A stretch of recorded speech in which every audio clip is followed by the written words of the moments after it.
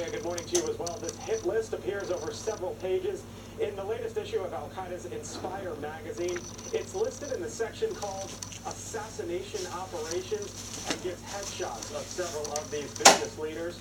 10 influential, high-profile members of the U.S. business community are mentioned. Among them, Warren Buffett, Bill Gates, Michael Bloomberg, the Koch brothers, and Larry Ellison.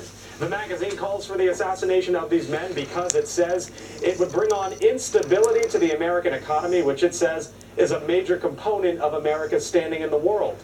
Prominent economists Ben Bernanke and Bob Shiller are also on that list.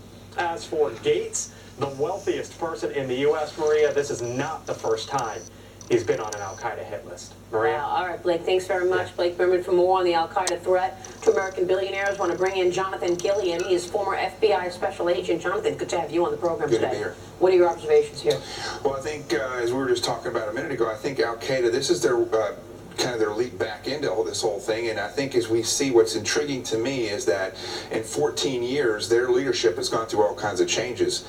But, and some of them, a lot of them are still not alive anymore, but they have still continue to focus on the big hits, the big grandiose hits, so that they can inspire fear through really threatening big people like we see here, or trying to carry out the larger attacks. You know, ISIS will kill some random person in another part of the world and put it all over the internet, and that seems to be very effective, but ISIS still wants to go after the big pictures. You wonder if this is an attempt at Al-Qaeda to try to be to ISIS, oh, we're tougher and stronger and bigger than you are now. All of a sudden, it's exerting its power once again. And how serious, because ISIS has been so effective at using social media and at basically marketing its atrocities. Mm-hmm. It's disgusting to say that. But how serious are these threats? You know, it's in the most public forum for Al-Qaeda. It will get out there. How worried should these individuals be? How worried should we be? Yeah, another attack, lone wolf attack.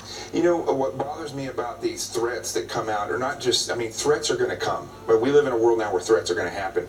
What bothers me is that we wait until these things happen before we react to them. And I think that's going to be something very telling about these CEOs' security. Most big CEOs do have some type of security, but a lot of it, unfortunately, is smoke and mirrors. Now, I'm not giving the terrorists anything that they don't know already. Security in itself is a lot of smoke and mirrors, but you also can be very smart in the way you move people and actually live your day-to-day life. John, I was going to ask you that. We've had a lot of changes since 9/11 at the airport. They're very visible. Have we done everything we should have done in terms of public security in creating a safer environment? Well, I'd have to say no. I mean, absolutely not. Politics is always the #1 thing when it comes to getting in the way of security. And not just politics because we want our freedoms and those things. You know, people don't want to appear a lot of times when they're at this level that they have any intimidation against them whatsoever. So they'll walk straight out the front door.